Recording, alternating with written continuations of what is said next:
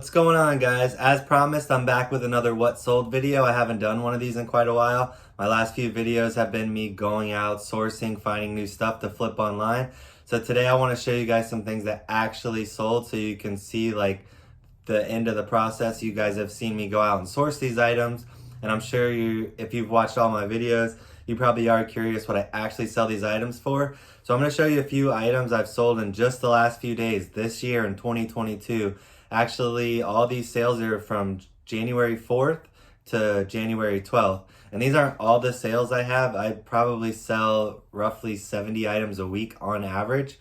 So these are just some that were definitely in the videos. So I want you guys to see what they actually sold for. And most of these are items I just got in the past couple weeks. So if you've been watching the last few videos, you'll recognize these items. So let's get right into it. Oh, and real quick, if you're new to the channel, my name's Justin. I'm a full-time reseller.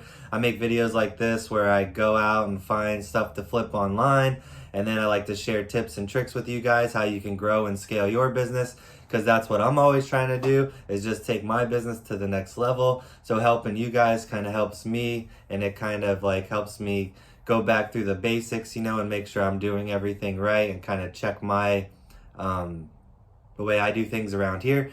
But anyway, let's get right into it. The first item I'm going to talk about, you guys might recognize from a couple auction hauls ago, was this Alcoa canning device.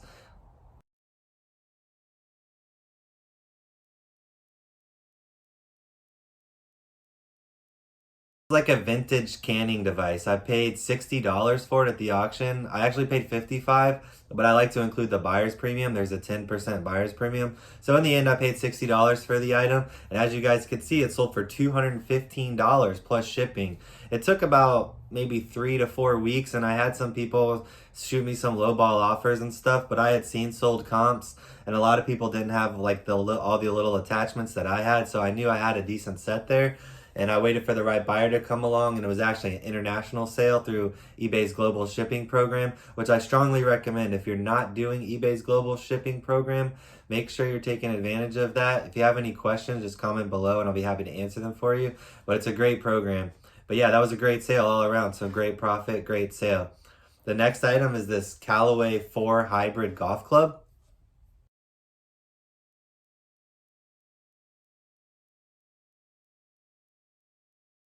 So one day I got lucky and I was at a Goodwill, and I think I mentioned this in the video. I was like out in the sporting goods section, and this cart rolls out just filled with golf clubs. And I played golf since I was 18 till now, and I'm 36. So I'm really familiar with all the golf club brands, the top golf clubs. So it was just this cart was just loaded with Callaway, TaylorMade, just really good brands. So I just started snatching up clubs. There were some other resellers there, but they were like looking on their phones trying to figure out what was valuable. But I know enough about golf where I could just grab all the good clubs. I think the other reseller that was there trying to cherry pick, he ended up with 2 drivers, and then I ended up with like 15 clubs in my cart because I got the whole Callaway iron set and a bunch of other clubs like this. But I only paid $4 for this club because at that Goodwill, they put $3.98 on all golf clubs, and then drivers they put $6.98. So no matter what the club is, they're $4 or $7, which was great in this case because as you can see, I sold the club for $60 to $29. So if you're out there and you see golf clubs, 9 times out of 10 they're gonna be junk. But if they look nice, newer, and shiny, go ahead and look up the brand and model number. This was easy to look up. You got all the information right there on the club head. So make sure you're looking up those high-end sporting goods when you're out there sourcing. The next item I picked up was a really good sale. That doll sheep, which was like, it looked like the ram. It's a white sheep with like ram horns. Here you go. You guys can check it out.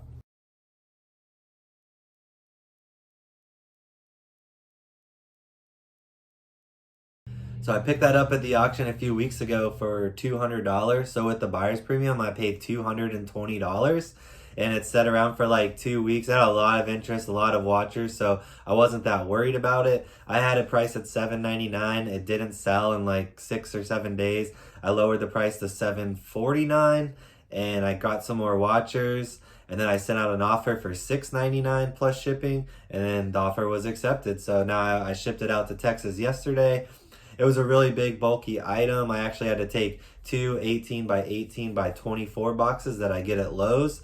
and then I had to cut the sides off and then actually put the two boxes together. I used like half a roll of eBay tape to make sure these boxes were securely taped together, but I kind of had to make like a Franken box to get this thing shipped out. But when you're making this kind of profit on an item, it's definitely worth it. And I charge $100 shipping, and shipping only costs $79. So I still made an extra $20 on the shipping, which kind of helps with the high fees on such a high dollar item. And it kind of helps with the fact that it took me like 45 minutes to package this item. I used a lot of shipping supplies that I go to the store and buy. So that extra money you get on the shipping sometimes, in my mind, it just helps cover your time that you're spending shipping items, and it helps cover the cost of all these supplies that you're using to ship items, especially like this, because I used a lot of bubble wrap. I used 2 boxes and a bunch of other packaging supplies. I broke down a styrofoam cooler to help kind of like keep the head in there from shifting around. So a lot went into packaging that item, and all in all, it was a great sale. We made several $100 profit, and we just hope that it gets there safely. Please get there safely, please. The next item was the Lego minifigures. I just picked up, I think, at the last auction haul, or the last auction. You guys saw the auction haul video, but here they are.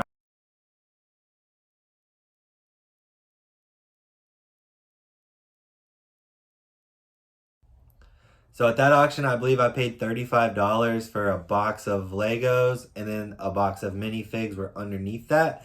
So I was really interested in the minifigures. I didn't really care about the loose Legos.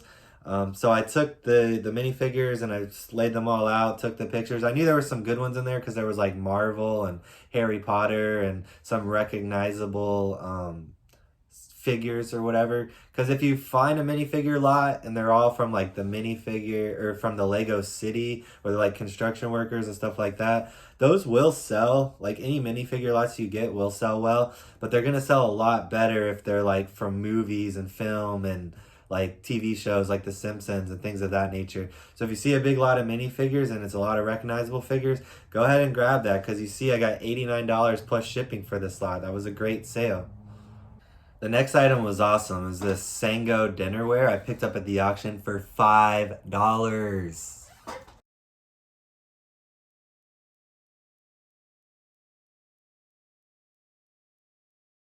So yeah, when I looked this up at the auction, I was kind of excited to get it because I saw some other sets selling for like, close to $100, and nobody had the set new in the box.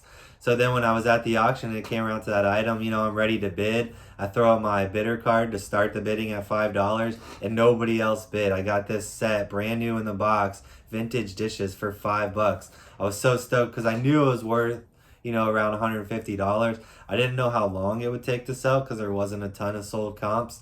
But still, with that kind of profit margin, I wouldn't care if it took several months to sell and I got $100. I'd still be happy because it's only a $5 investment and the box really wasn't that large.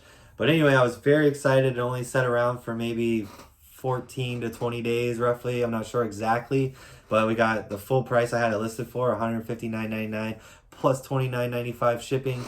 Only paid $5. Great sale. Got there safely. I think I already got the positive feedback. So that was a great sale. The next thing is this Ingersoll Rand pneumatic drill.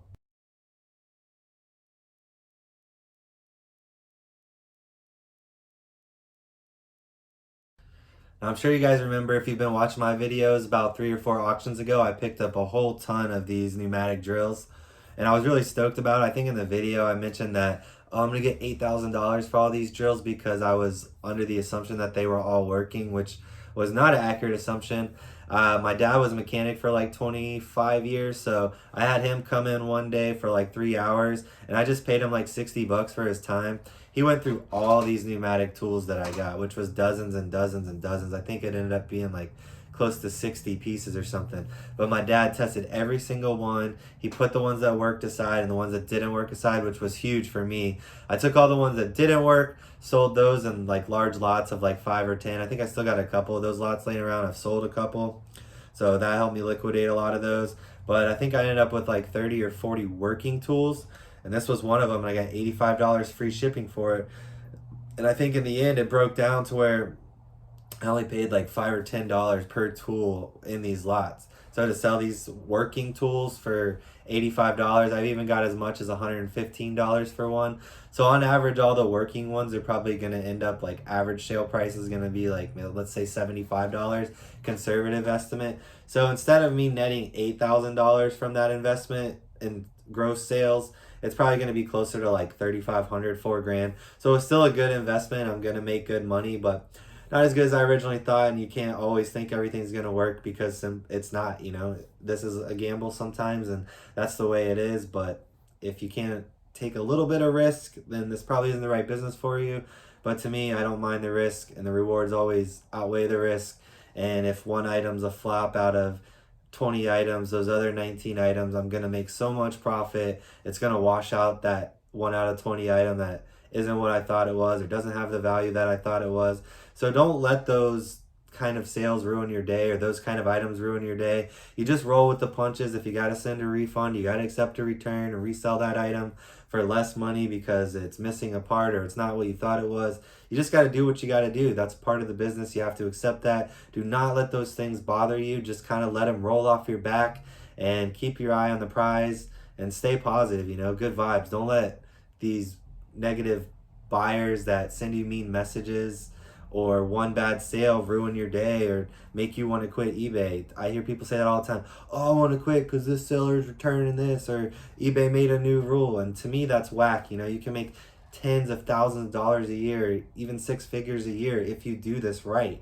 And you just have to roll with the punches and understand that everything's not always peaches and cream. Like, things do not always go well. Sometimes there's going to be bumps in the road, and that's a good analogy. These are just speed bumps. So keep on moving, keep on trucking, whatever you want to say, whatever cliche you got. But anyway, on to the next item. The final item, my favorite sale from 2022 so far, is the Jack Ben knife, the little pocket knife from the very last sale.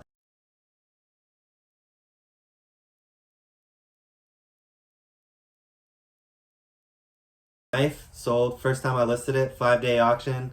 I paid $25 for that knife, which I was so stoked to get it for $25 because I knew it was worth at least $200. So I picked up the little pocket knife, and then I got it back here. I know a lot about pocket knives, so I was able to accurately list it. The knife still had good snap, which all the collectors really like, especially with those old collectible knives. And I listed it at $2.99 auction start just because I knew it was rare, and I'd do that. And had it not sold, I would have made it buy it now. But I wanted to run it as an auction first in case it was like a little bit more special piece than I thought it was, and it could have potentially got bid up to like $325, $350, and all those extra bids is just kind of like icing on the cake, for an item that sells for this much money. But I got one bid at $2.99. The person paid right away, so it was just a great sale. It went as good as it could. I'm gonna package it up today. It goes in a little 4x4x6 box. Takes me like a minute to package. This is what it's all about. I make 200 and X amount of dollars on this sale. Great profit. Just a huge sale all around. Huge flip. This is why I'm in this business. Most people work for 3 days to make $225. I made it for selling one little tiny knife. So if you're out there pounding the pavement, sourcing, working hard, you're going to find gems like this. It's not every time. I went to an auction yesterday. I actually did find a good gem yesterday, and that'll be in the next video, so you'll want to see that. But there was a lot of competition yesterday. I didn't get as much stuff as I would have liked. So if I didn't get that one banger piece, the whole day would have been a bust. Honestly, of all the auctions I went to, it was the smallest haul I've ever gotten, but luckily this one item I got saved the day for me, and you'll see that in the next video. Anyways, I appreciate you guys for watching and listening to me ramble on for like 10 or 15 minutes. But thanks again. If you haven't subscribed already, do that. Like this video if you made it this far. I really appreciate it. And until next time, peace.